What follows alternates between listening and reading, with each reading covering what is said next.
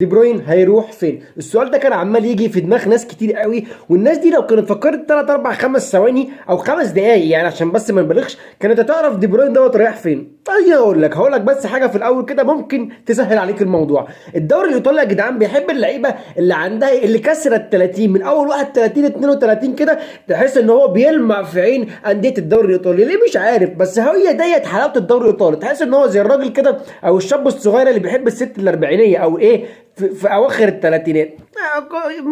مزاج الدوري الايطالي. يشوف كده لعيب عنده 32 سنه 33 سنه يقول لك بس هذا ذوقي، والله هذا. فانت خمنت معايا ممكن دي بروين يروح فين؟ يعني مش هنروح بعيد، الدوري الايطالي.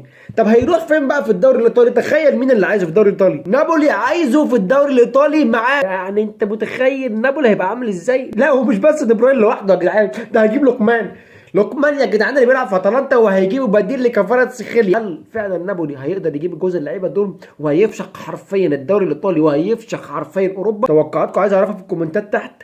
دي بروين هيروح فين؟